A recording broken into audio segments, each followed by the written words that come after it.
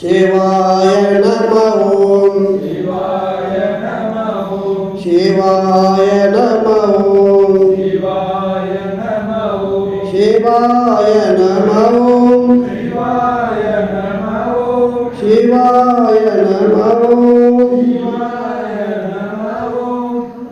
ಓಂ ಗುರುರ್ಬ್ರಹ್ಮ ಗುರುರ್ವಿಷ್ಣು ಗುರುರ್ದೇವೋ ಮಹೇಶ್ವರ ಗುರು ಸಾಕ್ಷಾತ್ ಪರಬ್ರಹ್ಮ ತಸ್ಮೈ ಶ್ರೀ ಗುರುವೇ ನಮಃ.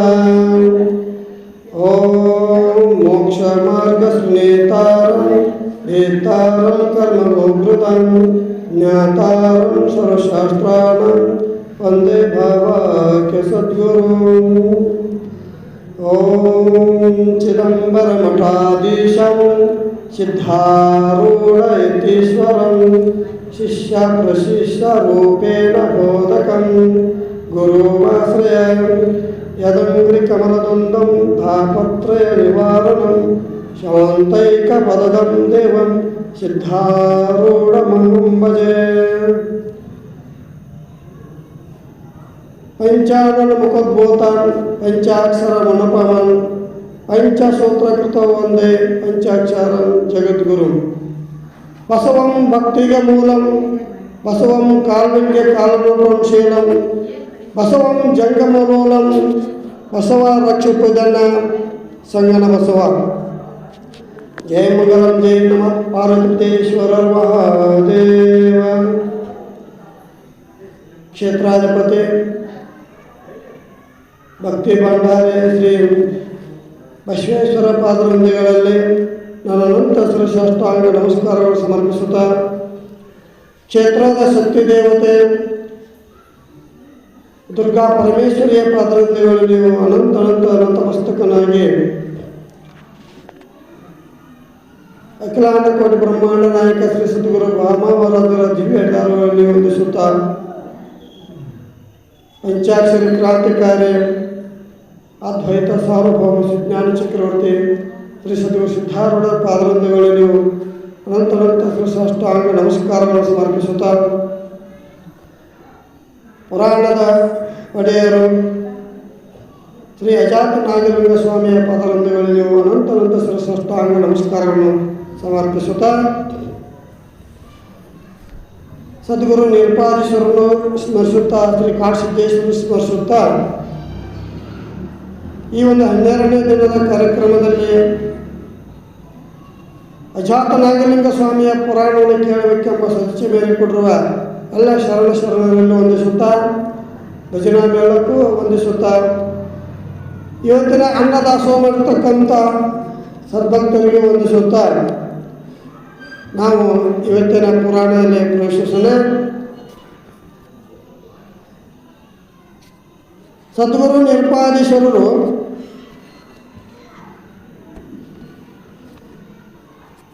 ಅವರ ಪರಮ ಶಿಷ್ಯರಾದಂಥ ನಾಗಲಿಂಗನಿಗೆ ಉಪದೇಶ ಮಾಡತಾರೆ. ಪಂಚೀಕರಣವನ್ನು ಹೇಳ್ಕೊಂಡು ಬಂದರು,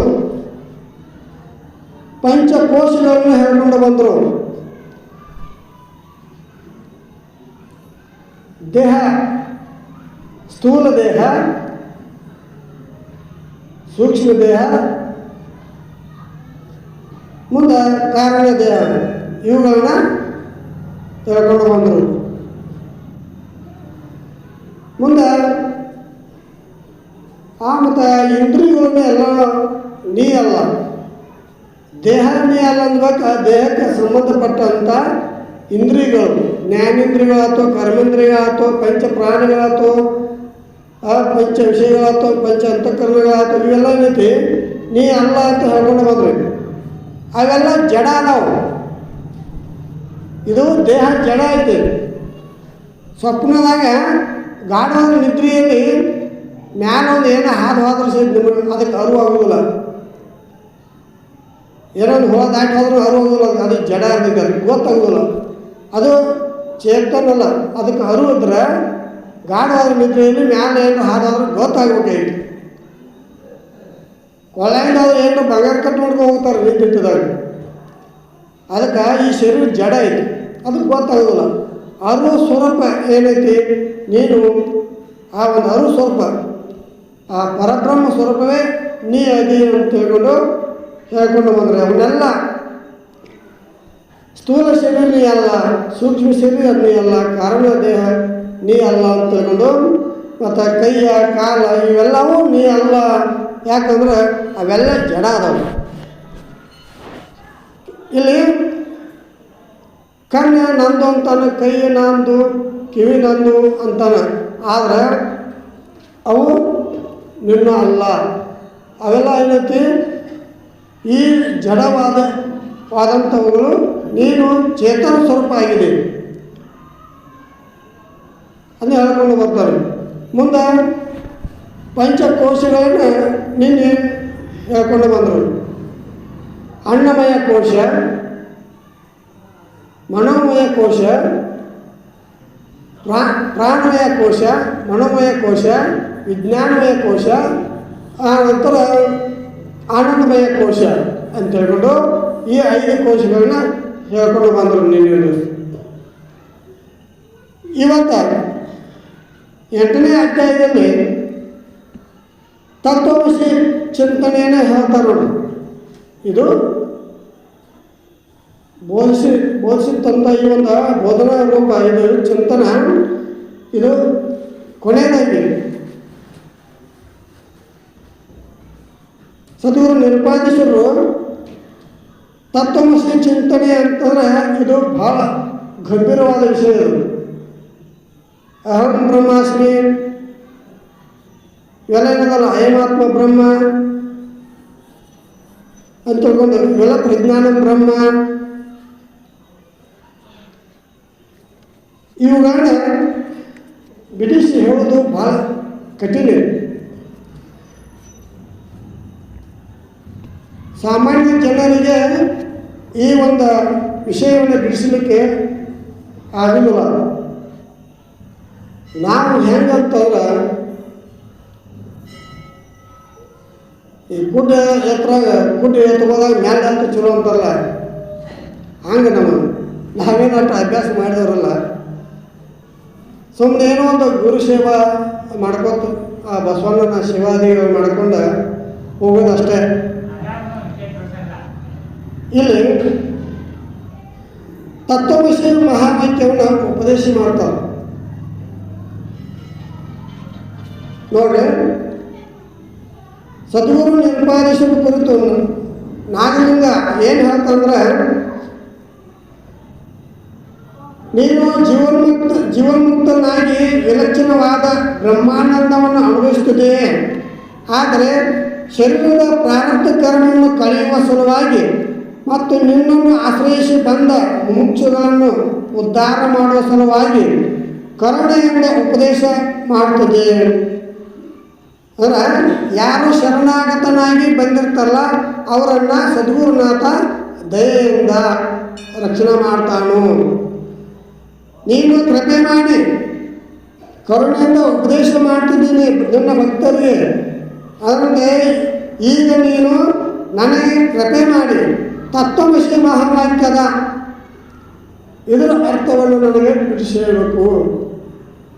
ನೀವೇ ಪರಮಾತ್ಮ ಅಂತಕ್ಕಂಥದ್ದನ್ನು, ಇದು ನಾ ಹೆಂಗೆ ಪರಮಾತ್ಮ ಆಗ್ತೇನೆ ಅಂತಕ್ಕಂಥದ್ದ ಒಮ್ಮೆಗೆ ತತ್ವಮಸಿ ಹೇಳಕ್ಕೆ ಬರೋದಿಲ್ಲ. ಮೊದಲ ಪಂಚೀಕರಣ ವಿಷಯಗಳನ್ನ ಬಿಡಿಸ್ಕೊತ ಬಂದರು, ನಂತರ ಪಂಚಕೋಶಗಳು ಹೇಳ್ಕೊಂಡು ಬಂದರು.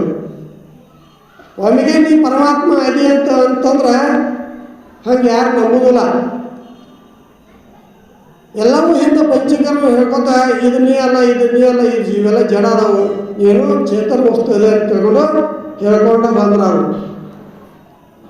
ಕೊನೆಗೆ ಈಗ ಲಾಸ್ಟ್ 1 ವರ್ಷ ಸಾಲಿ ಕಲ್ತೊಳಗೆ ಲಾಸ್ಟ್ ಪರೀಕ್ಷೆ ಇರ್ತಲ್ಲ, ವಾರ್ಷಿಕ ಪರೀಕ್ಷೆ ಅಂತಲ್ಲ, ಸತ್ವ ಪರೀಕ್ಷೆ ಅಂತೇಳಿ.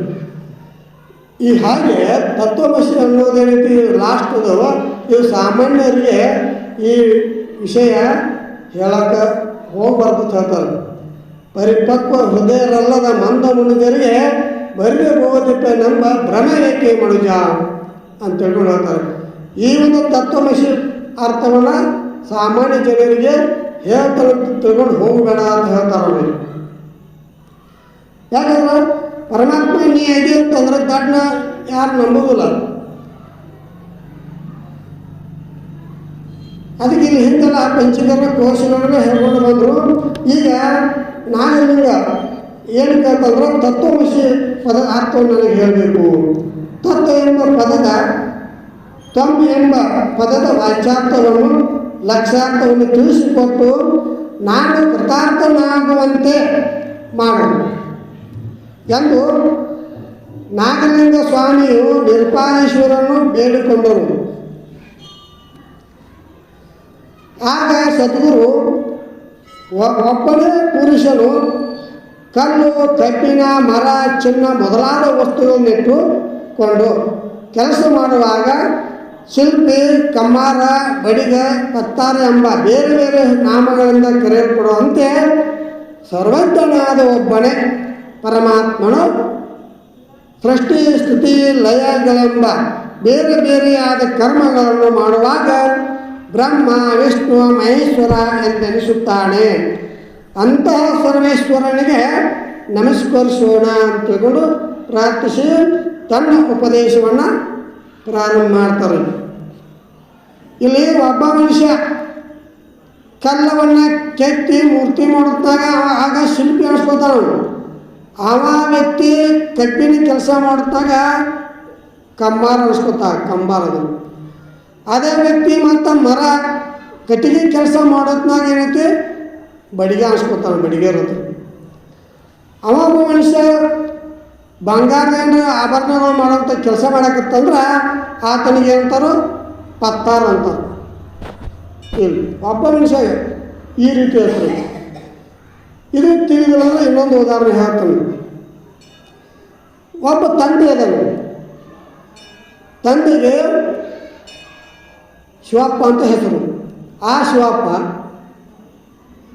ಮಗನ ದೃಷ್ಟಿಯಲ್ಲೇ ತಂದೆ ಅನಿಸ್ಕೊಂಡ, ಹೆಂಡತಿ ದೃಷ್ಟಿಯಲ್ಲೇ ಗಂಡ ಅನಿಸ್ಕೊತಾನ,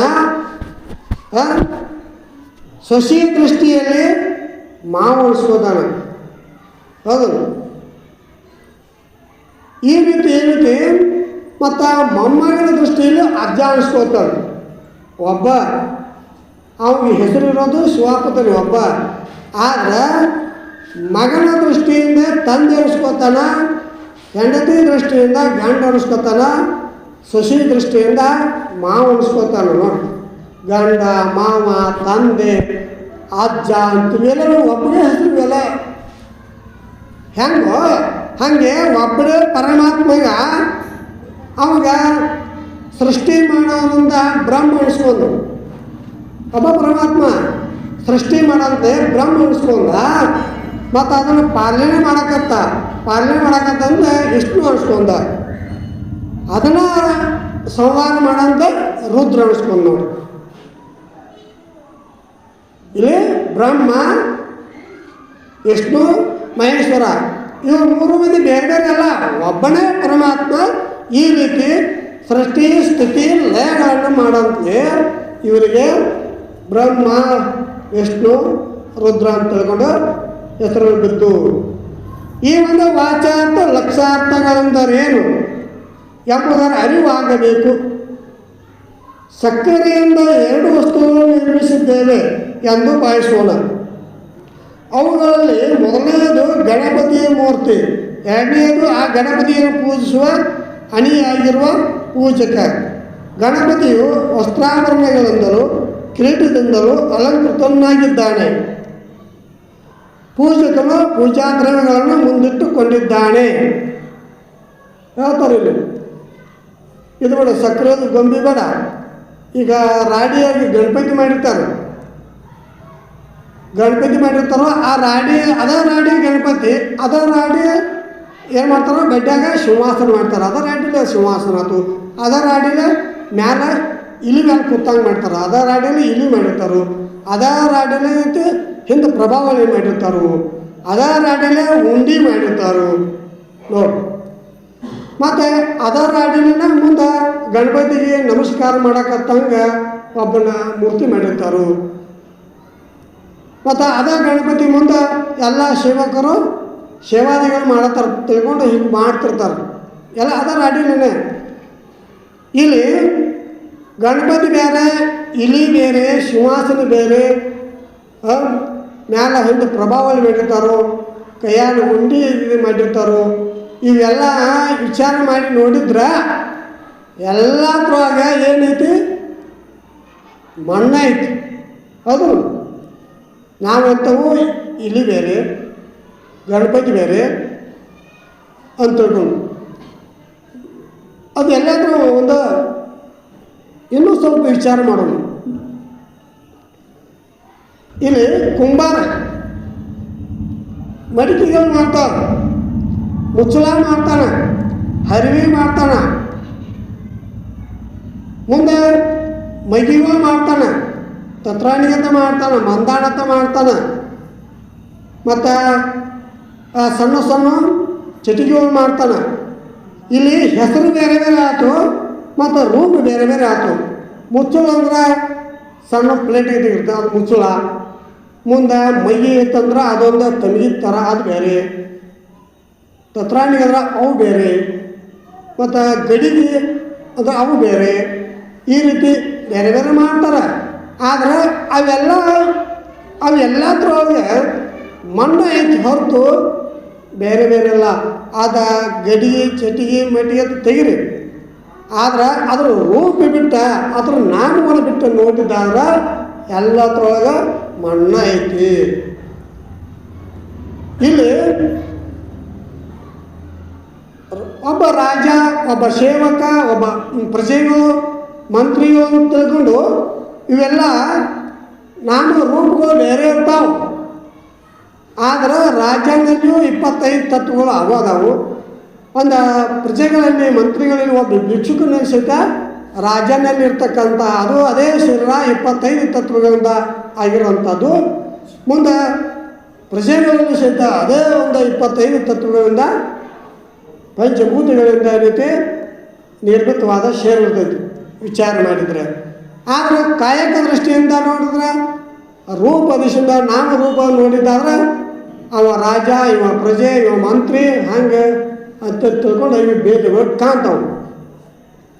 ಇಲ್ಲಿ ಮತ್ತೊಂದು ಹೇಳ್ತಾರು, ಗಂಗೆಯುದ ಕದಿ ಮಾಡಿ ಕರಕರ ಸಂಘದೊಳಗಿನ ಪಾತ್ರ ಜಲದಿ ಭಂಗವಿಲ್ಲದ ಚಂದ್ರ ಸೂರ್ಯನ ಬಿಂಬ ಹೊಂದಿರಲು ರಂಗ ಕನಕದ ಘಟದಿ ಮಣ್ಣಿನ ತುಂಗ ಕೊಳದೊಳಗಿಂಬಿ ನಂಬರ ಲಿಂಗಕಾರದೊಳಂದೆ ತೋರ್ಪೋದು ಭೇದವಿರದಂತೆ ಅಂತ ಹೇಳ್ತಾರೆ. ಇಲ್ಲಿ ಗಂಗಾ ನದಿಯನ್ನು ಅಥವಾ ಯಾವ ನದಿಯನ್ನು ತಗೊಂಡು ಬರೀ ಇಲ್ಲಿ ಎಲ್ಲ ಜಾತಿಯವರು ಕೊಡದಾಗ ಗಂಗಾ ನದಿ ನೀರು ಹಾಕೊಂಡು ಬಂದು ಇಟ್ಬಿಡ್ರಿ ರಾತ್ರಿ. ಆ ಒಂದು ಕೊಡದಲ್ಲಿ ಚಂದ್ರನ ಒಂದು ಪ್ರತಿಬಿಂಬ ಓದೈತಿ. ಆ ಒಂದು ಗಂಗಾ ನದಿಯ ನೀರನ್ನು ಎಲ್ಲರೂ ಕೊಡದಲ್ಲಿ ತುಂಬಿ ಇಟ್ಟಿರ್ತಾರೆ, ಎಲ್ಲ ಜಾತಿಯವರಂತ ಇಟ್ಕೊಳ್ಳಿ. ಆ ಒಂದು ಚಂದ್ರನ ಬಿಂಬ ಯಾರು ಒಂದು ಪ್ಲಾಸ್ಟಿಕ್ ಕೊಡ ಇಟ್ಟಿರ್ತಾರೆ, ಯಾರು ತಾಮ್ರ ಕೊಡ, ಯಾರ ಮಣ್ಣಿನ ಕೊಡ ಅಂತ ಇಟ್ಟಿರ್ತಾರೆ.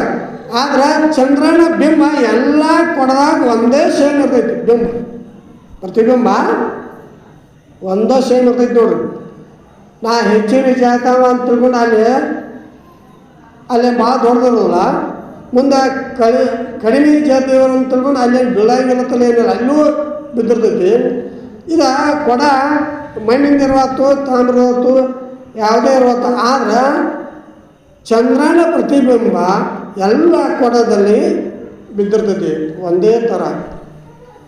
ಹಾಗೆ ನಮ್ಮಲ್ಲಿ ಜಾತಿ ಭೇದಗಳು ಏನೇ ಇದ್ರು, ನಾಮ ರೂಪಗಳು ಏನೇ ಇದ್ರು, ಅನೇಕ ಜಾತಿಗಳು ಅದಾವೆ. ಆದರೆ ಎಲ್ಲ ಜಾತಿಯಲ್ಲಿ ಎಲ್ಲರಲ್ಲಿ ಆತ್ಮ ಮಾತ್ರ ಒಬ್ಬ ಅದಾವೆ. ಏನೋ ಅವ್ರವ್ರ ಕಾಯಕದಿಂದ ಕಮ್ಮಾರ ಅನಿಸ್ಕೊಂಡ, ಬಡಿಗಾರ ಅನಿಸ್ಕೊಂಡ, ಶಿಲ್ಪಿಗಾರ ಅನಿಸ್ಕೊಂಡ, ರೈತ ಅನಿಸ್ಕೊಂಡ, ಇತ್ತೆ ಪತ್ತಾರ ಅನಿಸ್ಕೊಂಡ ಅವರ ಕಾಯಕದಿಂದ. ಆದರೆ ವಿಚಾರ ಮಾಡಿ ನೋಡಿದ್ರೆ ಐತಿ ಎಲ್ಲರಲ್ಲೂ ಆತ್ಮ ಪರಮಾತ್ಮ ಒಬ್ಬ ಅದನ್ನು. ಹಾಗೆ ಇದನ್ನು ತತ್ವಮಸಿ ಮಹಾವಾಕ್ಯದ ಅರ್ಥವನ್ನು ಇಲ್ಲಿ ಹೇಳ್ಕೊಂಡು ಬರ್ತಾರೆ. ಏನು ಅಂತಂದ್ರೆ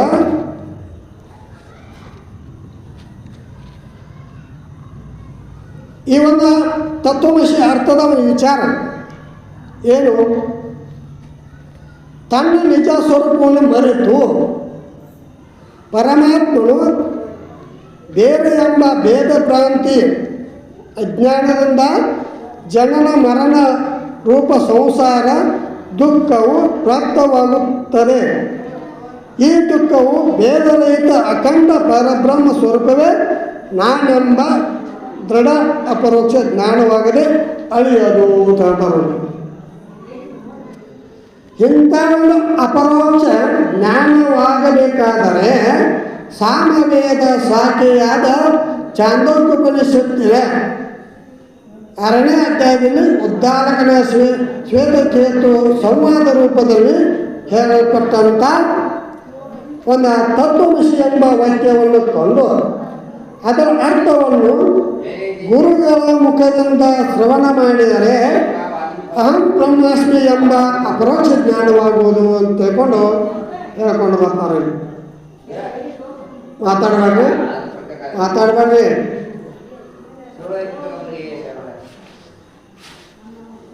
ಇಲ್ಲಿ ಇಂಥ ಅಪರೋಕ್ಷ ಜ್ಞಾನೋದಯ ಸಮಕಾಲದಲ್ಲೇ ಕೈವಲ್ಯವಾಗುವುದು. ಜಾಗ್ರತೆ ಬಂದೊಡನೆ ನಿದ್ರೆ ಅಥವಾ ಸ್ವಪ್ನ ಅಳೆಯುವಂತೆ ಅಜ್ಞಾನ ಒಲೆಯುವುದು. ಸಚ್ಚಿದಾನಂದ ಸ್ವರೂಪ ಆವರಣ ಸ್ಥಿತಿ, ಒಂದು ಅವಸ್ಥಿತಿ ಲಕ್ಷಣಾತ್ಮಕ ಮೋಕ್ಷವು ಪ್ರಾಪ್ತವಾಗುತ್ತದೆ. ಕರ್ಮೋಪಾಸನ ಕಾಂಡಗಳ ಮುಕ್ತಿಯು ದೇಹಪಾತ ನಂತರ ಕಾಲಾಂತರದಲ್ಲಿ ಆಗುವಂತೆ ಆಗುವುದಿಲ್ಲ.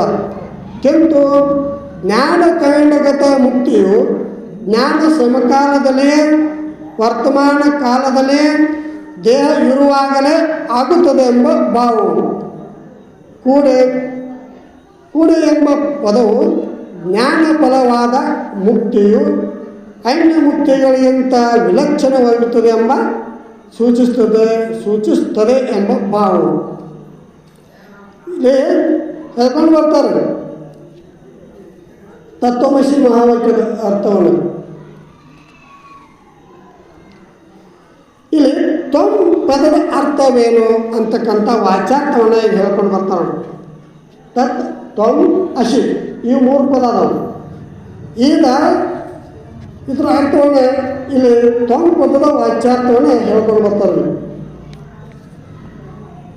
ತತ್ವಮಸಿ ಎಂಬ ಮಹಾವಾಕ್ಯದೊಳಗಿನ ತ್ವಂ ಅಂದರೆ ನೀನು ಎಂಬ ಪದಕ್ಕೆ ಸಖ್ಯಾರ್ಥ ಲಕ್ಷಾರ್ಥವೆಂದು 2 ಪ್ರಕಾರವಾಗಿರುವುದು.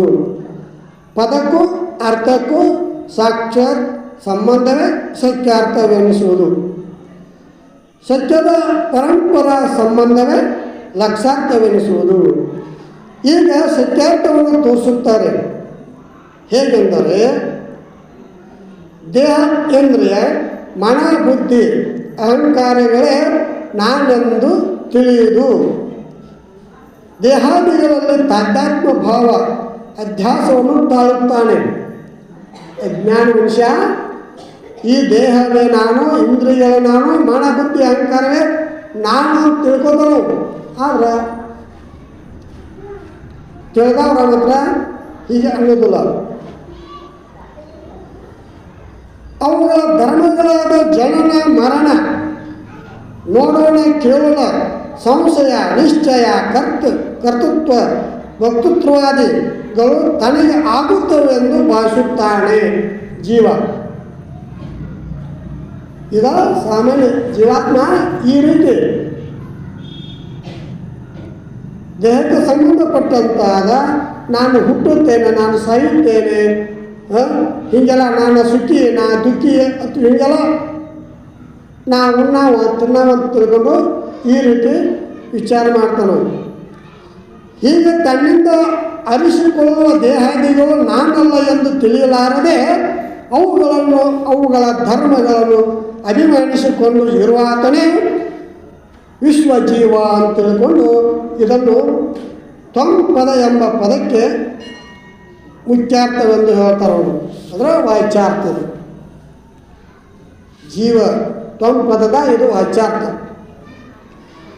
ಇನ್ನು ತ್ವಂಪದದ ಲಕ್ಷಾರ್ಥ ಹೇಳ್ತಾರೆ.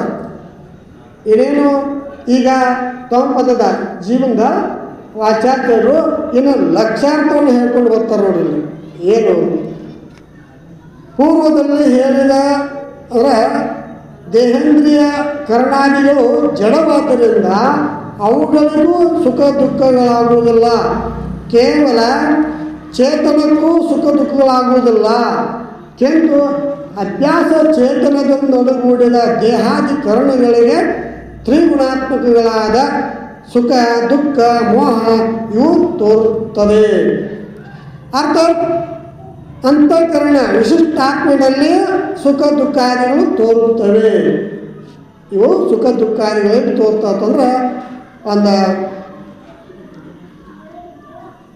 ಇಲ್ಲ ಅಂತಃಕರಣದಲ್ಲಿ ಅವು ತೋರ್ತಾವು.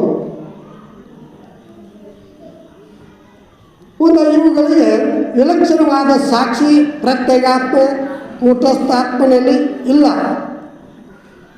ಏನು ನಾ ಸುಖಿ ನಾ ದುಃಖಿ ಅನ್ನೋದು ಏನೈತಿ ಇವ ಕೂಟಸ್ಥನಾದಂಥ ಅದರಲ್ಲಿ ಇಲ್ಲ.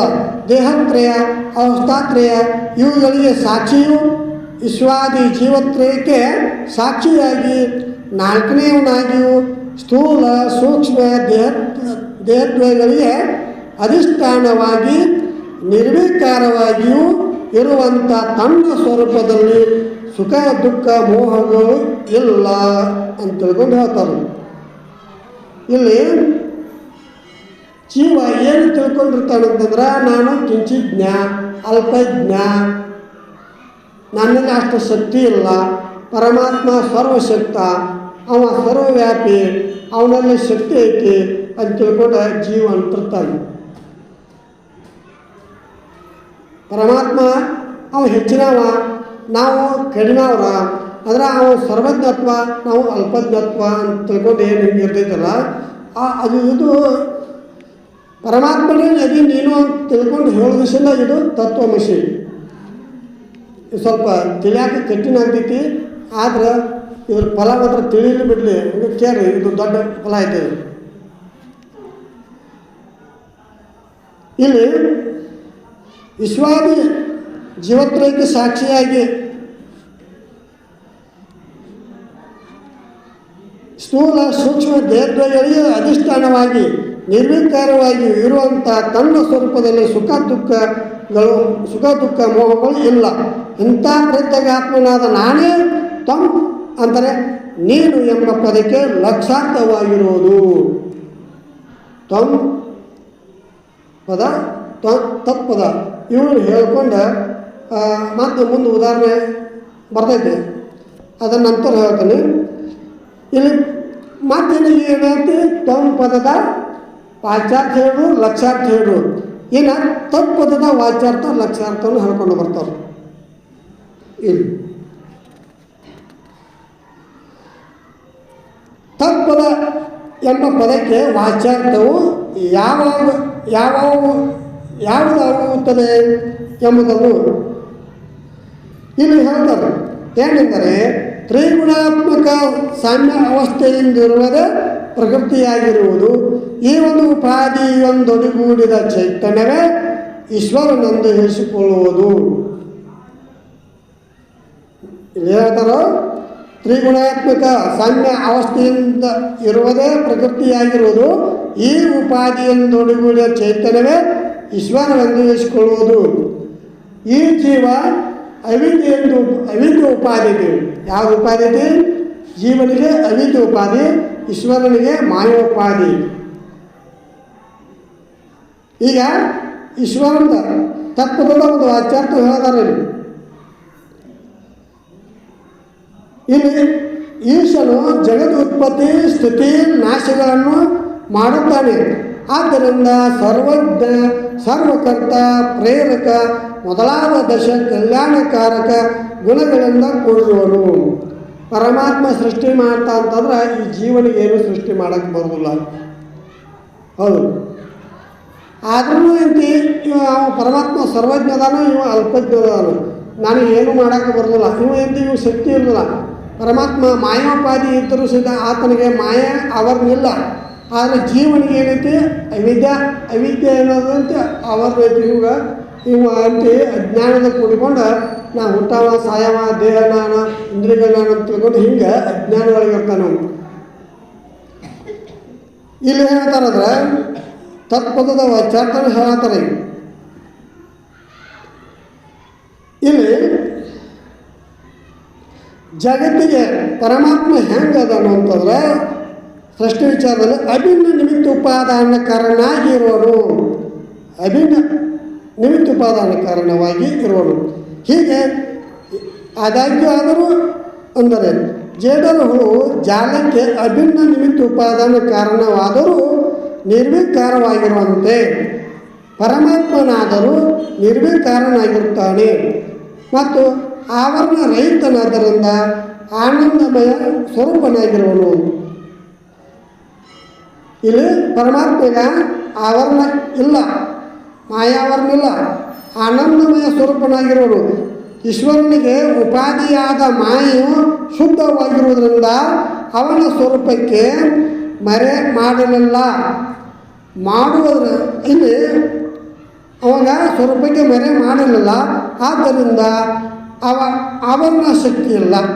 ಕಿಂತು ಉಪಾಧಿ ಮೂಲಕ ಜಗದುತ್ಪದಾದಿಗಳನ್ನು ಮಾಡುವುದರಿಂದ ವಿಕ್ಷೇಪ ಶಕ್ತಿಯುಕ್ತನಾಗಿರ್ತಾನೆಂಬ ಭಾವವು. ಇಂಥ ಒಂದು ಮಹೇಶ್ವರನೇ ತತ್ ಎಂಬ ಪದಕ್ಕೆ ಮುಖ್ಯಾರ್ಥ ನೆನೆಸಿ ಅಂದರೆ ವಾಚ್ಯಾರ್ಥ ಅನಿಸ್ಕೋತಾನು ಪರಮಾತ್ಮ. ಬಳಿಕ ಈಗ ಪರಮಾತ್ಮ ತತ್ಪದದ ಒಂದು ಇದಕ್ಕೆ ವಾಚ್ಯಾರ್ಥ ಹೇಳ್ಕೊಂಡು ಈಗ ತತ್ಪದಕ್ಕೆ ಲಕ್ಷಾರ್ಥ ಹೇಳ್ಕೊಂಡು ಬರ್ತಾರೆ. ತತ್ಪದಕ್ಕೆ ಲಕ್ಷಾರ್ಥ ರೂಪ ಪರಮಾತ್ಮನು ಇಲ್ಲಿ ನಿರೂಪಣು ಆಗಿರ್ತಾನೆ. ಸಜಾತಿಯ ವಸ್ತುವಿಲ್ಲದರಿಂದ ಒಂದು ನಿರೂಪಮನಾಗಿರುವನು. ತಾನೇ ಎಲ್ಲಕ್ಕೂ ಆಶ್ರಯನಾಗಿರುವನು. ತನಗೆ ಆಶ್ರಯವಿಲ್ಲದರಿಂದ ನಿರಾಲಂಬನು. ಅಭಾವ ಚತುಷ್ಟಯಕ್ಕೆ ವಿಲಕ್ಷಣನಾದ್ದರಿಂದ ನಿತ್ಯನು. ಕಮಲ ಪತ್ರಂತ ನಿರ್ಲಿಪ್ತನು, ಆದ್ದರಿಂದ ನಿರ್ಮಲನಾಗಿರುವನು. ಕಮಲ ಹೂವು ಕೆಸರಲ್ಲಿದ್ದರೂ ಸಹಿತ ಅದಕ್ಕೆ ಕೆಸರು ಅಂಟಿಕೊಳ್ಳೋದಿಲ್ಲ. ಹಾಗೆ ಇಲ್ಲಿ ಪರಮಾತ್ಮನಿಗೆ ಯಾವ ಮಾಯೋಪಾಧಿ ಇಲ್ಲ. ಈ ಜಗತ್ತಿನ ಆತನಿಗೆ ಒಂದು ಸಂಬಂಧವೇ ಇರುವುದಿಲ್ಲ. ತಾನೇ ಒಂದು ಸೃಷ್ಟಿ ಮಾಡಿದರೂ ಸಹಿತ ಅಲ್ಲಿ ನಿರ್ಮಲನಾಗಿರ್ತಾನೆ. ಈತನಿಗೆ ಯಾವುದೋ ಒಂದು ಆವರಣ ಇರುವುದಿಲ್ಲ, ನಿರ್ಮಲನಾಗಿರುವುದು. ಶುದ್ಧ ಸತ್ವ ಪ್ರಧಾನಭೂತ ಮಾಯೋಪಾಧಿಯಾದ್ದರಿಂದ ಆವರಣ ರಹಿತನು. ಉಪಾಧಿ ರಹಿತನಾದ್ದರಿಂದ ನಿರುಪಾಧಿಕನು. ಇವಾಗ ಯಾವುದು ಉಪಾಧಿ ಇಲ್ಲ, ಅದಕ್ಕೆ ನಿರುಪಾಧಿಕನು. ಅಂಜನೆ ಅಂದರೆ ಕಾಡಿಗೆಯ ಸದೃಶ್ಯವಾದ ಮಾಯೆಯಿಂದ ರಹಿತನಾದ್ದರಿಂದ ನಿರಂಜನು. ಇಲ್ಲ ಪಿತ ಶ್ವೇತ ಹರಿತಾದಿ ರೂಪರಹಿತವನಾದರಿಂದ ನಿರೂಪಣು. ಎಲ್ಲಕ್ಕೂ ಮಿಗಿಲಾದ್ದರಿಂದ ನಿರ್ದಿಶೇನು.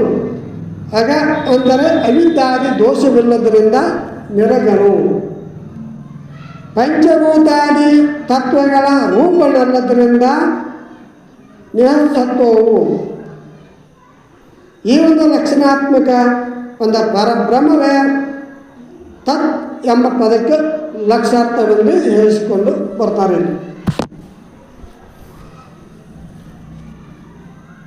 ಈಗ ತತ್ ತ್ವಂ ತತ್ ಅಂತ ತಗೊಂಡು ಇವನ ವಿಷಯನ ಹೇಳ್ಕೊಂಡು ಬಂದರು. ಈಗ ತ್ವಂ ಆತು ತತ್ ಆತು, ಏನು ಅಶಿ ಪದ. ತತ್ ತ್ವಂ ಅಶಿ ಪದದ ಬಗ್ಗೆ ಹೇಳ್ಕೊಂಡು ಬರ್ತಾರೆ ನೋಡಿ.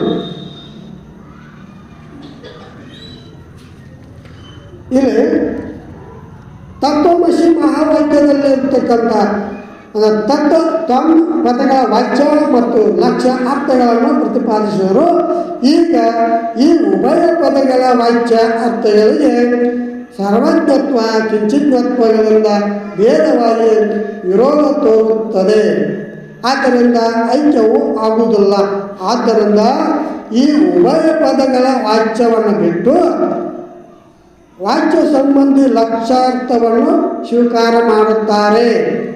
ಶಕ್ಯಾರ್ಥ ಸಂಬಂಧವಾದದ್ದು ಲಕ್ಷಣವೆನಿಸುವುದು. ಈ ಲಕ್ಷಣೆಯು ಜಹತಿ ಅಜಹತಿ ಜಹದ ಇಲ್ಲಿ ಜಹದ ಅಜಹತ ಅಂತ ಹೇಳ್ಕೊಂಡು ಈ ರೀತಿ ಜಹತಿ ಅಂದರೆ ಬಿಟ್ಟು, ಅಜಹತಿ ಅಂದರೆ ಬಿಡದೆ, ಅಜಹದ ಜಹತ ಅಂದರೆ ಬಿಟ್ಟು ಬಿಡದೆ, ಈ ರೀತಿ 3 ಪ್ರಕಾರವಾಗಿರ್ತದೆ. ಬಿಟ್ಟು ಲಕ್ಷಣೆಯನ್ನು ಸ್ವೀಕರಿಸಿದರೆ ಶೂನ್ಯವಾದದ್ದು ಪ್ರಾಪ್ತವಾಗುತ್ತದೆ. ಬಿಡದ ಲಕ್ಷಣ ಸ್ವೀಕರಿಸಿದರೆ ವಿರೋಧವು ಪ್ರಾಪ್ತವಾಗುವುದು. ಆದ್ದರಿಂದ ಎರಡೂ ಲಕ್ಷಣಗಳನ್ನು ಬಿಟ್ಟು ಬಿಡದ ಲಕ್ಷಣ ಅಂದರೆ ಭಾಗತ್ಯಾಗ ಲಕ್ಷಣೆಯನ್ನು ಸ್ವೀಕಾರ ಮಾಡುತ್ತಾರೆ. ಇಲ್ಲೇ ಹೇಳ್ತಾರಲ್ಲ, ಭಾಗತ್ಯಾಗ ಲಕ್ಷಣ.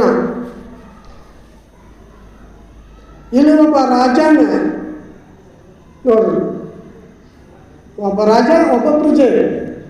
ರಾಜನ ಅರಿವು ಬೇರೆ ಇರ್ತಾವೆ. ಅವನ ಕಿರೀಟ, ರುಂಬಾಲ, ಅಗ್ದಿ ಬಟ್ಟೆ, ಪಿತಾಂಬ್ರ ಬಟ್ಟೆ, ಇವ್ರದ್ದು ಚಲೋ ಬಟ್ಟೆ ಇರ್ತಾವೆ. ರಾಜನ ಡ್ರೆಸ್ ಬೇರೆ, ಸೇವಕನ ಎಂಟು ಅವನ ಬಟ್ಟೆಗಳು ಬೇರೆ ಇರ್ತಾವೆ. ಆದ್ರೆ ಅಲ್ಲಿ ಅರಿವು ತೆಗೆಯೋದು, ಇವ ರಾಜ ಇವು ಸೇವಕ ಅನ್ನುವಂಥದ್ದು ಹೆಸರು ತೆಗೆದು ಮುಂದೆ ಅವ ಎಂಥ ಬಟ್ಟೆ ತೊಟ್ಟಿದಾನ ಅದನ್ನು ಬಿಡೋದು. ಅವ ಪೇಟ ಸುತ್ತಕೊಂಡಾನು, ಆತನಿಗೆ ಏನೈತಿ ಸಿಂಹಾಸನ ಮೇಲೆ ಕೂತಾನು, ಆತನ ಮೇಲೆ ಅವನ ಒಂದು ರುಂಬಾಲ್ ಐತಿ, ಶಾಲ್ ಐತಿ. ಇವು ಸೇವಕ ಅಂತಂದ್ರೆ ಸಾಮಾನ್ಯ ಅರಿವು ಇದಾವು, ಅವನ್ನೆಲ್ಲ ಬಿಟ್ಬಿಡೋದು. ಏನು ಅರಿವು ತೆಗೆದುಬಿಡೋದು. ಮುಂದೆ ಅವನ ಹೆಸರು ರಾಜ ಸೇವಕ ಅಂತಕ್ಕಂಥ ಹೆಸರು ತೆಗೆಯೋದು. ಆದ್ರೆ ಇಬ್ಬರು ಸೇವಕ ಅಂತಾರೆ. ಹಂಗೆ ಆತನೂ ದೇಹ ಪಂಚಭೂತಗಳಿಂದ ನಿರ್ಮಿತವಾದದ್ದು, ಈತನೂ ದೇಹ ಪಂಚಭೂತಗಳಿಂದ ನಿರ್ಮಿತವಾಗಿರುವಂಥದ್ದು. ಅದನ್ನು ಹೇಳ್ತಾರೆ. ನಾಮ ರೂಪಗಳನ್ನು ಬಿಟ್ಟು ನೋಡ್ಬೇಕಂತ ಹೇಳ್ತಾರೆ. ಈ ನಾಮ ರೂಪಗಳು ಇರೋಂತೆ ಅವು ದೇವ, ನಾವು ಭಕ್ತರ, ಅವ್ರು ಗುರುಗಳ, ನಾವು ಶಿಷ್ಯರ ಅಂತ ತಿಳ್ಕೊಂಡು ಹೇಳಿ ಗುರುಗಳಾದಂಥವ್ರು ಕೆವಿ ಹಾಕೊಂಡಿರ್ತಾರೋ, ಭಕ್ತರಾದಂಥವ್ರ ಗೃಹಸ್ಥ ಬಟ್ಟೆಗಳು, ಖಾದಿ ಬಟ್ಟೆಗಳು ಧರಿಸುತ್ತಾರೋ. ಅವರೇನೋ ಅವರು ಮಹಾತ್ಮರು, ನಾವು ಸಾಮಾನ್ಯ ಜನರು ಅಂತ ಹಿಂಗೆ ತಿಳ್ಕೊತೇವೆ. ಆದರೆ ವಿಚಾರ ಮಾಡಿ ತೋಡಿದ್ರೆ ಅವರಲ್ಲೂ ಪರಮಾತ್ಮ, ನಮ್ಮಲ್ಲೂ ಅದೇ ಪರಮಾತ್ಮ. ಆತ್ಮ ಮಾತ್ರ ಇಬ್ಬರಲ್ಲಿ ಒಂದೇ ಸೇಮ. ಆತ್ಮ ಅನ್ನೋದು ಒಂದೇ ಶಕ್ತಿ ಇರ್ತೈತೆ, ಬೇರೆ ಬೇರೆ ಇಲ್ಲ. ಅದಕ್ಕೆ ನೀನು ಪರಮಾತ್ಮ ಅದೇ ಅಂತಕ್ಕಂಥ ಹೇಳೋದ್ರೆ ತತ್ವಮಸಿ ಅರ್ಥ.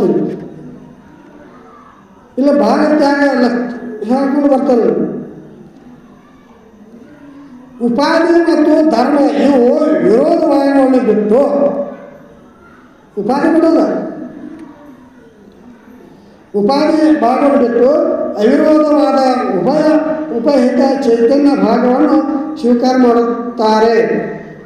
ವಿರೋಧ ಭಾಗವನ್ನು ಬಿಟ್ಟು ಅವಿರೋಧ ಭಾಗವನ್ನು ಹಿಡಿಯುವುದರಿಂದ ಭಾಗತ್ಯಾಗ ಲಕ್ಷಣವೆನಿಸುವುದು. ಇದಕ್ಕೆ ಆತ ವಿಷಯ ಎಂಬಂತೆ ಸ್ವಯಂ ದೇವದತ್ತೆ ಎಂಬುದು ದೃಷ್ಟಾಂತವಾಗಿರುತ್ತದೆ.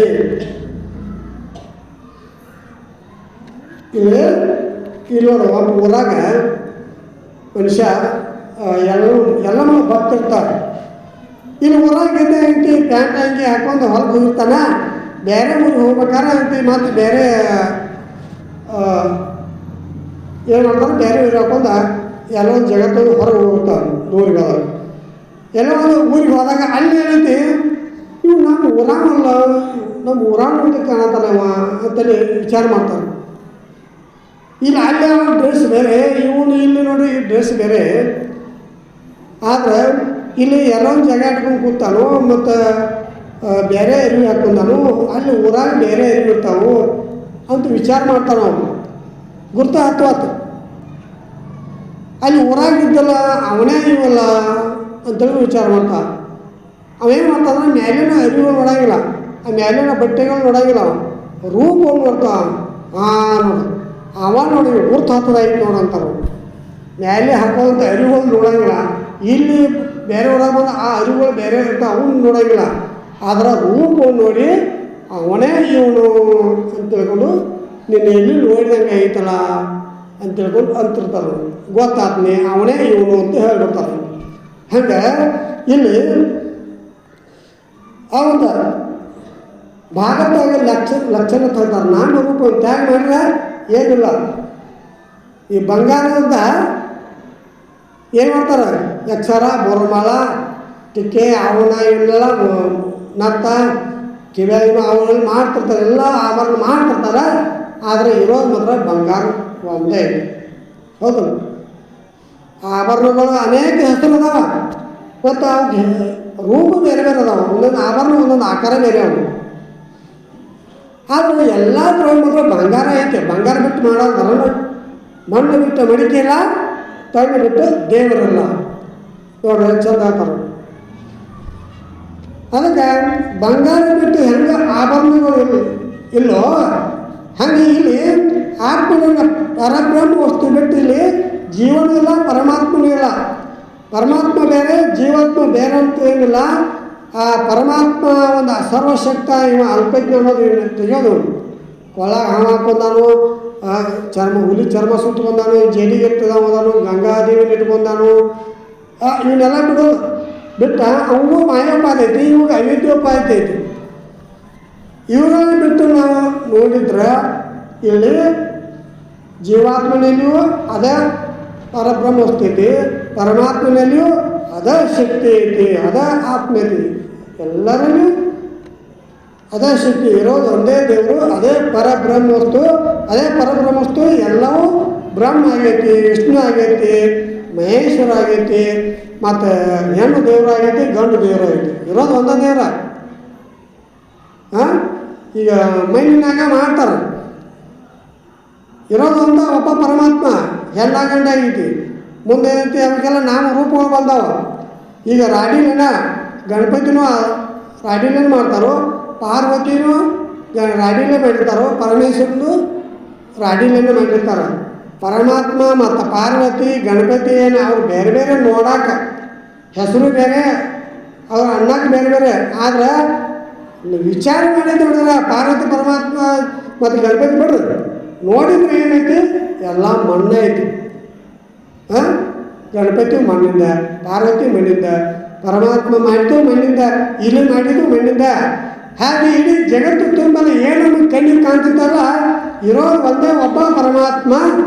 ಆದ್ರೆ ಈ ರೀತಿ ಎಲ್ಲ ಜಗತ್ತು ವಿಚಿತ್ರ ಕಾಣ್ತಿತ್ತಂತಂದ್ರೆ ಇವಳು ಬಿಟ್ಟು ಬಿಡೋದ, ಒಳಗೆ ಪ್ರವೇಶ ಆಗಬೇಕು. ಒಳಗೆ ಪ್ರವೇಶ ಆಗ್ಬೇಕು, ಒಳಗೆ ಪ್ರವೇಶ ಆಗ್ಬೇಕು. ಇರೋದು ಒಬ್ಬ ಆತ್ಮ ಎಲ್ಲರೂ. ಅದಕ್ಕೆ ಇಂಥ ಜ್ಞಾನವನ್ನು ಪಡೆದಂಥವ್ರು ಬಸವಾದಿ ಶರಣರು ಇವ ನಮ್ಮವ, ಇವ ನಮ್ಮವ, ಇವ ನಮ್ಮವ ಅಂತಂದ್ರು. ಇವು ಬೇರೆದವ ಅಂತಕ್ಕಂಥ ಭೇದ ಭಾವ ಗೊತ್ತಂದ್ರೆ ಇವು ನಮ್ಮವಲ್ಲ ನಮ್ಮವಲ್ಲ ಅಂತ ನಾವು ಬಸವಾದಿ ಶರಣರಲ್ಲಿ ಅವರ ದೃಷ್ಟಿ ಹೆಂಗಿತ್ತಂದ್ರೆ ಆತ್ಮದೃಷ್ಟಿ ಇರ್ತವ್ರು. ನಮ್ಮಲ್ಲಿರುವಂಥ ಆತ್ಮ, ಅವರಲ್ಲಿರುವಂಥ ಆತ್ಮ ಎಲ್ಲ ಒಂದೈತಿ. ಅವರು ಬೇರೆ ಅಂತ ತಿಳ್ಕೊಂಡ್ರೆ ಈ ಹೆಸರು ಬೇರೆ ನಾಮರೂಪದಿಂದ ನೋಡಿದ್ರೆ ಅವ್ರು ಬೇರೆ ಅದಾರ. ಅವರ ಜಾತಿ ಬೇರೆ, ನಮ್ಮ ಜಾತಿ ಬೇರೆ. ನಾಮರೂಪ ನೋಡಿದ್ರೆ ಅದರ ಆತ್ಮದೃಷ್ಟಿಯಿಂದ ಏನೈತಿ ಬಸವಾದಿ ಶರಣರು ಒಟ್ಟುಗೂಡಿದ್ರು. ಎಲ್ಲ ಬಸವಾದಿ ಶರಣರಲ್ಲಿ ಅನೇಕ ಜಾತಿವಂತರಿದ್ರು, ಎಲ್ಲವನ್ನೂ ಕಾಯಕ ಮಾಡ್ತಕ್ಕಂಥ ಇದ್ದರು ಶರಣರು. ಆದರೆ ಅನುಭವ ಮಂಟಪದಲ್ಲಿ ಮಾತ್ರ ಎಲ್ಲರೂ ಕೂಡಿ ಚಿಂತನೆ ಮಾಡ್ತಿದ್ರು, ಎಲ್ಲರೂ ಕೂಡಿ ದಾಸೋಹ ಮಾಡ್ತಿದ್ರು, ಪ್ರಸಾದವನ್ನು ಸ್ವೀಕಾರ ಮಾಡ್ತಿದ್ರು. ಇಲ್ಲಿ ಅಶ್ವಿನಿ ಪದದವನ್ನ ಅರ್ಥವನ್ನು ಹೇಳ್ಕೊಂಡು ಬರ್ತಾರಲ್ಲಿ ಉಪಾಧಿಯಲ್ಲ ಮತ್ತು ಧರ್ಮ ಇವುಗಳ ವಿರೋಧ ಭಾಗವನ್ನು ಬಿಟ್ಟು ಅವಿರೋಧವಾದ ಉಭಯದ ಚೈತನ್ಯ ಭಾಗವನ್ನು ಸ್ವೀಕಾರ ಮಾಡುತ್ತಾರೆ. ವಿರೋಧ ಭಾಗವನ್ನು ಬಿಟ್ಟು ಅವಿರೋಧ ಭಾಗವನ್ನು ಹಿಡಿಯುವುದರಿಂದ ಭಾಗತ್ಯಾಗ ಲಕ್ಷಣವೆನಿಸುವುದು. ಇದಕ್ಕೆ ಆತ ಇವನೆಂಬಂತೆ ಸ್ವಯಂ ದೇವದತ್ತನೆಂಬುದು ದೃಷ್ಟಾಂತವಾಗಿರುತ್ತದೆ. ಆತನೇ ಈತನೆಂಬಲ್ಲಿ ದೇಶ ಕಾಲ ವಯಸ್ಸು ವಿದ್ವಾಂಸತ್ವಾದಿಗಳ ವಿರೋಧಾಂಶಗಳನ್ನು ಬಿಟ್ಟು ಅವಿರೋಧವಾದ ದೇವದತ್ತನ ಪಿಂಡ ಮಾತ್ರವನ್ನು ಸ್ವೀಕಾರ ಮಾಡುವಂತೆ ಉಭಯ ತತ್ವ ಪದಗಳ ವಾಚ್ಯಗಳನ್ನು ಬಿಟ್ಟು ಲಕ್ಷ್ಯಗಳಾದ ಕೂಟಸ್ಥ ಬ್ರಹ್ಮರನ್ನು ಸ್ವೀಕಾರ ಮಾಡಿದರೆ, ಅಂದರೆ ಕೂಟಸ್ಥನೇ ಬ್ರಹ್ಮನು, ಬ್ರಹ್ಮನೇ ಕೂಟಸ್ಥನು ಎಂದು ತಿಳಿಯಲು ಅಖಂಡೈಕ ರಸವಾದ ಚೈತನ್ಯ ಸಚ್ಚಿದಾನಂದ ಗುರು ಶಂಭುಲಿಂಗವೇ ತಾನಾಗಿರುವನೆಂಬ, ನೋಡಿ ಆ ಪರಮಾತ್ಮನೇ ತಾನಾಗಿರುವನೆಂಬ ನಿಶ್ಚಯ ಜ್ಞಾನವಾಗುವುದು. ಈ ರೀತಿ ತಿಳಿಯದೆ ಅಶಿ ಅಂದರೆ ನೀ ಇದ್ದಿ ಎಂಬ ಪದದ ಅರ್ಥವಾಗುತ್ತದೆ ಅಂತ ತಿಳ್ಕೊಂಡು ಹೇಳ್ಕೊಂಡು ಬರ್ತಾರೆ. ಆವಾಗ ಸದ್ಗುರು ನಿರ್ಪಾದೀಶ್ವರರು ಮುಖದಿಂದ ನಿಜ ಸ್ವರೂಪವಾದ ತತ್ವವನ್ನು ಈ ನಾಗಲಿಂಗನು ಇಲ್ಲಿ ತನಕ ಆ ತತ್ವಮಸಿ ಪದದ ಅರ್ಥವನ್ನು ನೋಡ್ಕೊಂಡು ಬಂದರು. ನಂತರ ಇಲ್ಲಿ ನಿನ್ನೂ ಸಹ ಒಂದು ವಿಷಯ ಓದತ್ತು, ಏನು ಸಪ್ತ ಜ್ಞಾನ ಭೂಮಿಕೆಗಳನ್ನು ಅದನ್ನು ವಿಸ್ತಾರವಾಗಿ ಹೇಳೋಕ್ಕಿಲ್ಲ.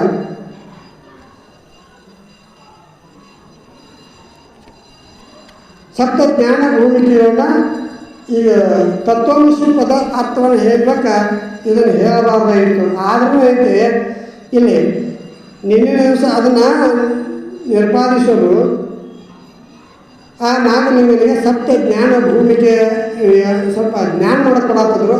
ಆದರೆ ಆ ವಿಷಯ ನೀನು ಹೇಳಕ್ಕೆ ಆಗದಿಲ್ಲ. ಸ್ವಲ್ಪ ಇಲ್ಲಿ ನೋಡೋಣ.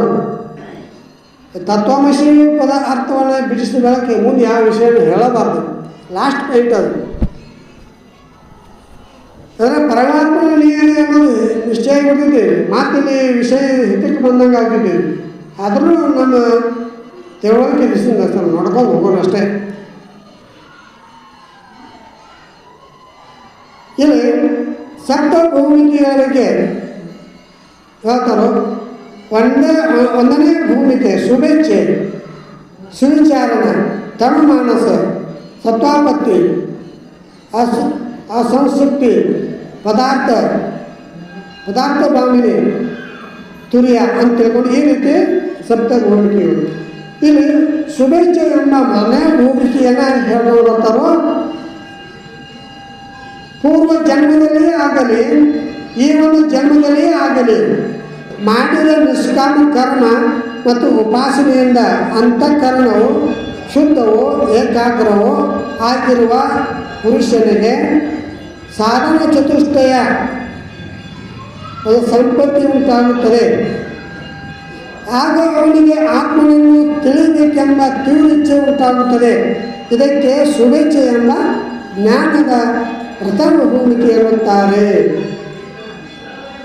ಅವಾಗ ನಿಷ್ಕಾಮಕರಣದಿಂದ ಉಪಾಸನೆಯಿಂದ ಅಂತಃಕರಣ ಶುದ್ಧವು ಏಕಾಗ್ರ ಆಗಿರುವ ಪುರುಷನಿಗೆ ನಾನು ಒಂದು ಆತ್ಮನನ್ನು ತಿಳಿಬೇಕಂತಕ್ಕಂಥ ಇಚ್ಛೆ ಆಗೈತಿ. ಆಗ ಅವಾಗ ಸುವಿಚಾರ ಅಂತ ಹೇಳ್ಕೊಂಡು ಬಂದರು. ಇನ್ನು ಎರಡನೇದು ಸುವಿಚಾರಣ ಭೂಮಿಕೆ. ಆತ್ಮವನ್ನು ತಿಳಿಯಬೇಕೆಂಬ ತೀವ್ರ ಇಚ್ಛೆಯಿಂದ ಶ್ರೋತ್ರಿಯ ಬ್ರಹ್ಮನಿಷ್ಠ ಸದ್ಗುರುವನ್ನು ವಿಧಿಪೂರ್ವಕವಾಗಿ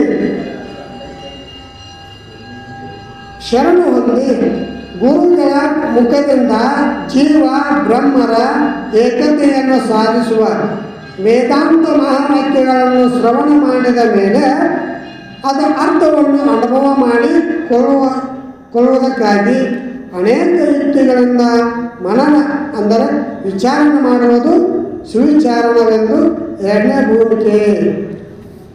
ಇನ್ನು ಮೂರನೇ ಭೂಮಿಕೆ ತನುಮಾನಸ ಅಂತರು. ಸ್ವರೂಪ ಸಾಕ್ಷಾತ್ಕಾರ ಅಂದರೆ ಪರೋಕ್ಷ ಅನುಭವಕ್ಕಾಗಿ ಶ್ರವಣ ಮನನ ದ್ವಾರ ನಿರ್ಣಯ ಮಾಡಿದ ಬ್ರಹ್ಮಾತ್ಮರ ಏಕತ್ವದ ಒಂದು ಅರ್ಥವನ್ನು ನಿತ್ಯ ನಿರಂತರವು ಚಿಂತನ ರೂಪವಾದ ನಿಧಿಧ್ಯಾಸದಿಂದ ಸ್ಥೂಲ ಮನುಷ್ಯನ ಬಹಿರ್ಮುಖತ್ವವು ಇಲ್ಲದಂತಾಗಿ ಸೂಕ್ಷ್ಮ ಮನಸ್ಸು ಅಂದರೆ ಮನಸ್ಸು ಅಂತರ್ಮುಖ ಹೋಗುತ್ತದೆ. ಈ ಮನುಷ್ಯನ ಅಂತರ್ಮುಖ ಸ್ಥಿತಿ ತನುಮಾನಸವೆಂಬ ಮೂರನೇ ಭೂಮಿಕೆ. ತನುಮಾನಸವೆಂದರೆ ಮನುಷ್ಯನ ಸೂಕ್ಷ್ಮ ಅವಸ್ಥೆ ಎಂದರ್ಥ. ಇನ್ನು ಸತ್ವಾಪತ್ತಿ ಭೂಮಿಕೆ ಬಗ್ಗೆ ಹೇಳ್ತಾರೆ. ಶ್ರವಣ ಮನನ ನಿಧಿಧ್ಯಾಸಗಳಿಂದ ಅಂತಃಕರಣದ ಸಂಶಯ ವಿಪರ್ಯ ದೋಷಗಳು ನಾಶವಾಗಲು ಸ್ವರೂಪ ಸಾಕ್ಷಾತ್ಕಾರವೆಂಬ ನಿರ್ವಿಕಲ್ಪ ಸಮಾಧಿಯು ಉಂಟಾಗುತ್ತದೆ. ಈ ಸ್ಥಿತಿಯಲ್ಲಿ ಚಿತ್ತಕ್ಕೆ ಉಂಟಾಗುವ ಶುದ್ಧ ಸತ್ವಗಳು ಅಂದರೆ ಬ್ರಹ್ಮಾಕಾರ ವೃತ್ತಿಯು ಸತ್ವೋಪತ್ತಿ ಎಂಬ ನಾಲ್ಕನೇ ಭೂಮಿಕೆ. ಇನ್ನು ಆಸಂಸಕ್ತಿ ಅವ್ರು ಹೇಳ್ಕೊಂಡು ಬರ್ತಾರೆ. ನಿರ್ವಿಕಲ್ಪ ಸಮಾಧಿಯು ಅಭ್ಯಾಸದ ಪರಿಪಾಕದಿಂದ ಅದಕ್ಕಿಂತ ಪೂರ್ವದಲ್ಲಿದ್ದ ದೇಹದ ಮೇಲಿನ ಅಂದರೆ ನಿರ್ವಿಕಲ್ಪ ಸಮಾಧಿಯ ಅಭ್ಯಾಸದ ಪರಿಪಾಕದಿಂದ ಅದಕ್ಕಿಂತ ಪೂರ್ವದಲ್ಲಿದ್ದ ದೇಹದ ಮೇಲಿನ ನಾನು ನನ್ನದೆಂಬ ದೋಷಗಳು ಕರಗಿ ಹೋಗಿ ದೇಹದ ವಿಷಯವಾಗಿ ಸರ್ವತಾ ಆಸಕ್ತಿ ಅಂದರೆ ಪ್ರೀತಿಯ ಅಭಾವ ಉಂಟಾಗುತ್ತದೆ. ಈ ಅವಸ್ಥೆ ಅಸಂಸಕ್ತಿ ಎಂಬ ಐದನೇ ಭೂಮಿಕೆ. ಇನ್ನು ಪದಾರ್ಥಗಾಮಿನಿ ಅಂತಕ್ಕಂಥದ್ದು ಆರನೇ ಭೂಮಿಕೆ ಹೇಳ್ಕೊಂಡು ಬರ್ತಾರೆ. ಪದಾರ್ಥಗಾಮಿನಿ ನಿರ್ವಿಕಲ್ಪ ಸಮಾಧಿಯ ಅಧ್ಯಾಸದ ಪರಿಪಕ್ವದಿಂದ ದೇಹಾದಿ ಸರ್ವದರ್ಶ ಪದಾರ್ಥಗಳಲ್ಲಿ ವಿರಕ್ತಿಯು ಅಧಿಷ್ಠಾನ ಬ್ರಹ್ಮದಲ್ಲಿ ಶಕ್ತಿಯು ಉಂಟಾದಾಗ ಪದಾರ್ಥಗಾಮಿನಿ ಅಂದರೆ ಪದಾರ್ಥವು ತೋರದಿರುವುದು ಎಂಬ ಆರನೇ ಭೂಮಿಕೆ ಉಂಟಾಗುತ್ತದೆ. ಇನ್ನು ಏಳನೇದು ತುರ್ಯ ಬಗ್ಗೆ ಹೇಳ್ತಾರೆ. ಜ್ಞಾನ ಜ್ಞೇಯ ರೂಪ ತ್ರಿಪುಟಿಯು ಚತುರ್ಪಂಚಮ ಭೂಮಿಕೆಯಲ್ಲಿ ಪ್ರತೀತಿಯಾಗುತ್ತದೆ. ಆ ಒಂದು ಪ್ರತೀತಿಯ ಆರನೇ ಭೂಮಿಕೆಯಲ್ಲೂ ಅಭಾವವಾಗುತ್ತದೆ. ಈ ತ್ರಿಪುಟಿಯ ಭಾವ ಅಭಾವಗಳು ಅಂದರೆ ಪ್ರತೀತಿಗಳು ಇಲ್ಲದೆ ಹೋಗಿ ತನ್ನ ಇಷ್ಟದಿಂದಲೂ ಮತ್ತೊಬ್ಬರ ಪ್ರಯತ್ನದಿಂದಲೂ ಉತ್ಥಾನವಾಗದೆ ಅಂದರೆ ಬಹಿರ್ಮುಖವಾಗದೆ ಮನಸ್ಸು ತುರಿಯಲ್ಲಿಯೇ ನಿಂತರೆ ಅದು ತುರಿ ಎಂಬ ಏಳು ಭೂಮಿಕೆ ಅಂತಕೊಂಡು ಹೇಳ್ಕೊಂಡು ಬರ್ತಾರೆ. ಇಲ್ಲಿ ಸಪ್ತ ಭೂಮಿಕೆ ಬಗ್ಗೆ ಹೇಳ್ಕೊಂಡು ಬಂದರು. ಈಗ ಇಂಥ ಒಂದು ಜ್ಞಾನವನ್ನು ಪಡೆಯುವಂಥ ಸಾಧುಗಳು ಮಹಾಸತ್ಪುರುಷರು ತನ್ನನ್ನು ತಾನು ಅರ್ಥಂತ ಮಹಾತ್ಮರು ಅವರು ಯಾವಾಗಲೂ ಪರಮಾತ್ಮ ಚಿಂತನದಲ್ಲಿರ್ತೇವೆ. ನಾವು ಪರಮಾತ್ಮ ಸ್ವರೂಪ ಅಂತ ತಗೊಂಡು ತತ್ವಮಸಿ ಮಹಾವಾಕ್ಯವನ್ನು ಅಹಂ ಬ್ರಹ್ಮಾಸ್ಮಿ ಅನ್ನುವಂಥ ಒಂದು ಅತ್ಯಂತ ದುಃಖ ನಿವೃತ್ತಿ ಪರಮಾನಂದ ಪ್ರಾಪ್ತಿಯನ್ನು ಪಡೆದಂಥ ಮಹಾತ್ಮರು ಅವರು ಹೆಂಗಿರ್ತಾರಂದ್ರೆ ಒಂದೇ ರೀತಿ ಇರಲಿಲ್ಲ.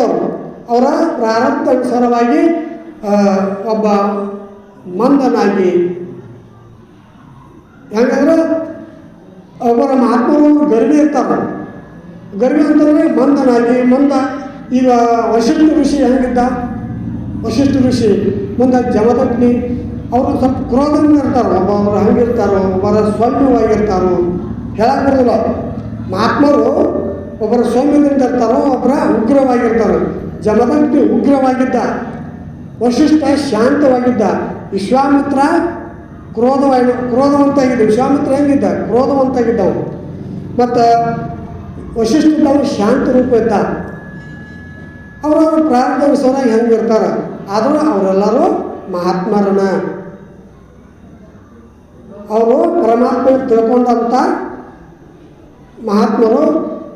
ಅವರ ಪರಮಾತ್ಮ ಸ್ವರೂಪನೇ ಇರೋದ್ರಿಂದ ಅವರನ್ನು ನಾವು ಮನೆಗೆ ಕರ್ಕೊಂಡು ಹೋಗಿ ಅವರ ಪಾದ ಪೂಜೆ ಮಾಡಿದಾದ್ರೆ ನಮ್ಮ ಮನೆಯಲ್ಲಿ ಅವರನ್ನು ಪ್ರವೇಶ ಮಾಡ್ಕೊಂಡಿದ್ರೆ ಏನಾಗಿದೆ ಅಂದ್ರೆ ಪರಮಾತ್ಮನ ನಾವು ಬರಮಾಡಿಕೊಂಡಂಗೆ ಆಗ್ತೈತಿ. ಮತ್ತು ಮಹಾತ್ಮರಿಗೆ ಅವರಿಗೆ ಒಂದು ಬಟ್ಟೆ ಕೊಡೋ ಆಯ್ತು, ಅನ್ನದಾನ ಮಾಡೋದ್ರಿಂದ ಆಯ್ತು. ಅದರಿಂದ ಪರಮಾತ್ಮ ತೃಪ್ತಿ ಆಗ್ತಾರೆ. ಈಗ ಪರಮಾತ್ಮ ತೃಪ್ತಿ ಆಗ್ಬೇಕಾರೆ ಜಂಗಮನ ಮುಖದಿಂದ ತೃಪ್ತಿ ಆಗ್ತಾವೆ. ಜಂಗಮ ತೃಪ್ತಿ ಶಿವನ ತೃಪ್ತಿ ಅಂತ ಹೇಳ್ತಾರೆ. ಏನು ಜಂಗಮ ತೃಪ್ತಿ ಶಿವನ ತೃಪ್ತಿ. ಅದಕ್ಕೆ ಅಂಥ ಮಹಾತ್ಮರನ್ನು ನಾವು ಸೇವಾದೇವಿ ಮಾಡಿದ್ರೆ ಅವರು ತೃಪ್ತಿ ಮಾಡಿದ್ರೆ ಹೇಳ್ತಾರೆ ಅವರು, ಶಿವಯೋಗಿನ ಸಂತೃಪ್ತ ತೃಪ್ತಿ ಬಹುತ ಶಂಕರ ತತ್ತೃಪ್ತ ತಣ್ಣಯಂ ವಿಶ್ವಂ ತೃಪ್ತಿ ನೀತಿ ಚರಾಚರ ಅನ್ನದಾತ ಸುಖಿ ಅಂತ ತಗೊಂಡು ಊಟ ಕೂತಾಗ ಅಂತಾರೆ ಈ ಮಂತ್ರ. ವಾಪಸ್ ಶಿವಯೋಗಿನ ತೃಪ್ತಿ ಮಾಡಿದ್ರೆ ಪರಮಾತ್ಮ ತೃಪ್ತಿ ಆಗ್ತಾ ಅನ್ನುವಂಥ ಈ ಮಂತ್ರವನ್ನು ಹೇಳಿ ಊಟ ಮಾಡ್ತಾರೆ. ಅಂದ್ರೆ ಹಂಗೆ ಇಲ್ಲಿ ಸರ್ವಜ್ಞ ಹೇಳ್ತಂದ್ರೆ ಲಿಂಗಕ್ಕೆ ತೋರಿಸುವಾತ ನುಂಗುವಾತನ ನೀ ಕೇಳು, ಲಿಂಗ ಉಂಗುವುದೇ ಇದನ್ನೆಲ್ಲ ಕಪಿಯ ನೀನು ಜಂಗಮಿಗೆ ನೀನು ಸರ್ವಜ್ಞ ತಗೊಂಡು ಆತ ಸರ್ವಜ್ಞ ಒಂದು ಕಡೆ ಹೇಳ್ತಾ. ನೀವು ಲಿಂಗಕ್ಕೆ ಪೂಜೆ ಲಿಂಗ ಪೂಜೆ ಮಾಡ್ತೀರಿ, ಲಿಂಗಕ್ಕೆ ನೈವೇದ್ಯ ಇಡ್ತೀರಿ, ಆದರೆ ಲಿಂಗ ಯಾವಾಗಲೂ ಉಣ್ಣೋದಿಲ್ಲ. ಅದಕ್ಕೆ ಹೇಳ್ತಿ ನೀವು ಪರಮಾತ್ಮವನ್ನು ಉಣಿಸಿದ್ರೆ ಅದು ಲಿಂಗ ತೃಪ್ತಿ ಆಗ್ತೈತಿ. ಇಂಥವನ್ನ ನಾವು ಭಕ್ತಿ ಮಾಡಬೇಕು. ನಾವು ಗುರುಭಕ್ತಿ ಈಶ್ವರ ಭಕ್ತಿ ಮಾಡಿದ್ರೆ ಅದರಿಂದ ನಮಗೆ ಏನಾಗ್ತೈತೆ ಅಂದ್ರೆ ಅಂತಃಕರಣ ಶುದ್ಧಿ ದ್ವಾರ ಜ್ಞಾನ ಆಗ್ತೈತಿ. ಜ್ಞಾನ ಆಗಿ ಮೋಕ್ಷ ಆಗ್ತೈತೆ ಅನ್ನೋಂಥ ಒಂದು ವಿಚಾರ ಹೇಳ್ಕೊಂಡು ಇಲ್ಲಿ ತನಕ ಸದ್ಗುರು ನಿರ್ಪಾದೀಶ್ವರ ಏನು ಮಾಡಿದ್ರೆ ನಾಗಲಿಂಗನಿಗೆ ಉಪದೇಶ ಮಾಡ್ಕೊಂಡು ಬಂದರು. ಉಪದೇಶ ಇನ್ನೇನೈತಿ ನಾಗಲಿಂಗ ಹತ್ರ ಪವಾಡಗಳು ಚಲೋ ಆಗ್ತಾವೆ. ಅವರ ತೆಲಕಟ್ಟು ಮಠದಿಂದ ಏನೈತಿ ಅವರ ನಿರ್ಗಮವಾಗಿ ನಾಗೇಂದ್ರ ಅವರ ದೇಶ ಸಂಚಾರ ಮಾಡ್ತಾ ಅವರ ಪವಾಡಗಳು ಚಾಲು ಆಗ್ತಾವೆ. ಅಲ್ಲಿ ಏನೈತಿ ಇನ್ನು ಅವರ ಮಹಿಮೆಯನ್ನು ಸಾಕಷ್ಟು ಅದಾವ. ಅದನ್ನು ನೀವು ಕೇಳಿ ಧನ್ಯರಾಗೋಣ ಎಂಬಲ್ಲಿಗೆ ಇವತ್ತಿನ ಪುರಾಣಕ್ಕೆ ಅಂದರೆ ಇವತ್ತಿನ ಅಧ್ಯಾಯಕ್ಕೆ ಮಂಗಲ ಮಾಡೋಣ. ಜಯ ಮಂಗಲಂ ಜಯ ನಮಃ ಪಾರ್ವತಿ ಶಿವರ ಮಹಾದೇವ.